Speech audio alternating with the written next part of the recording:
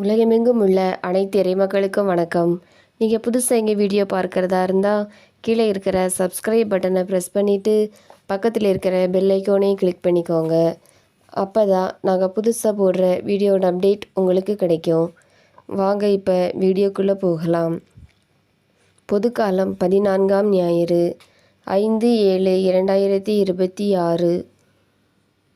திருப்பலி முன்னுரை. இறையேசுவில் இனியவர்களே, இன்று தாய் திரு அவையானது பொதுக்காலம் 14ஆம் ஞாயிறை சிறப்பித்து கொண்டிருக்கிறது. இன்றைய நாள் வாசகங்கள் நாம் கடவுளால் தேர்ந்தெடுக்கப்பட்ட மக்கள் என்றும் கனிவும் மனத்தாழ்மையும் உடைய இறைவனாகிய நான் உங்களுக்கு இளைப்பாறுதல் தருவேன் என்றும் கடவுள் கூறுகின்றார். இன்றைய முதல் வாசகத்தில், இஸ்ராயேல் மக்களே மகிழ்ச்சி கொள்ளுங்கள், ஏனெனில் உங்களை ஆளும் அரசர் வருகின்றார் என்கிறார் செக்கரியா. இரண்டாம் வாசகத்தில், ஊன் இயல்பின்படி வாழாமல் ஆவிக்குரிய இயல்பில் வாழுங்கள், அப்பொழுது நீங்கள் வாழ்வடைவீர்கள் என்கிறார் தூய பவுலடியார். பணம், பதவி, தன்னலம், தீண்டாமை என்னும் ஆதிக்க மனநிலை நம்மில் களைந்து குழந்தைகளைப் போன்ற எளிய மனம் நம்மில் குடிகொள்ள வேண்டும். யூதர்களால் ஒதுக்கி தள்ளப்பட்டு ஓரம் கட்டப்பட்ட குழந்தைகளை இயேசு இறையாட்சியின் மையமாக்குகின்றார்.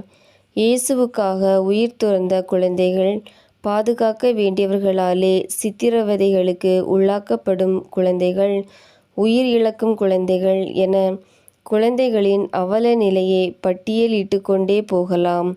பெரும் சுமை சுமந்திருப்போரை நான் உங்களுக்கு இளைப்பாறுதல் தருவேன் என்ற இயேசுவின் பொன்மொழியை வாழ்வாக்கி மாசற்ற குழந்தை செல்வங்களை பாதுகாப்போம், இறையாசீர் பெறுவோம்.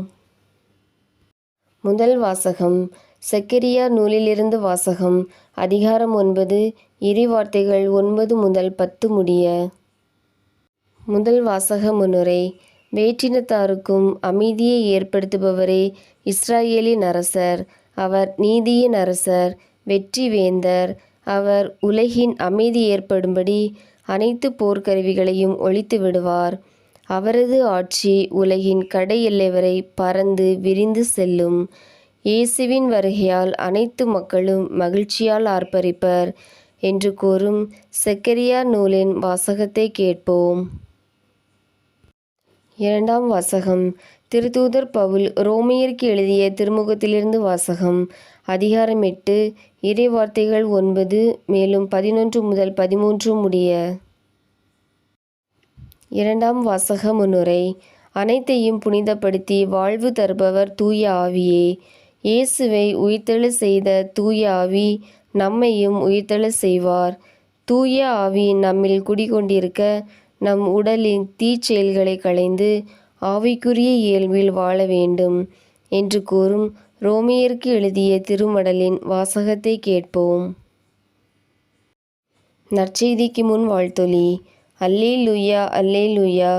தந்தையே, விண்ணுக்கும் மண்ணுக்கும் ஆண்டவரே, உம்மை போற்றுகிறேன்.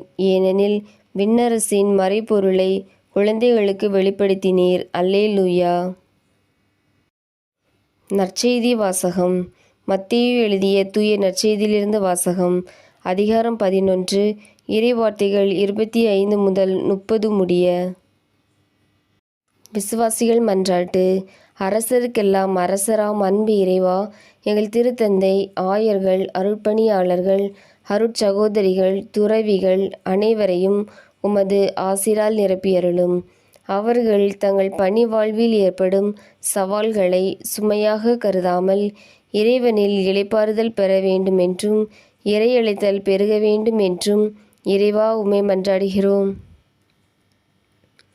அன்பும் அமைதியும் வழங்கும் அன்பு இறைவா, எம் நாட்டின் ஆட்சியாளர்கள், அதிகாரிகள் வேற்றுமையில் ஒற்றுமை என்னும் அரசியல் அமைப்பு சட்டத்தை கடைபிடித்து நாட்டு மக்களிடம் ஜாதி, மத, மொழி வேறுபாட்டை களைந்திட வேண்டுமென்றும் மக்களிடையே சமத்துவத்தையும் அன்பையும் அமைதியையும் உருவாக்கும் நல்ல தலைவர்களாய் விளங்கிட வேண்டுமென்றும் இறைவா உம்மை மன்றாடுகிறோம்.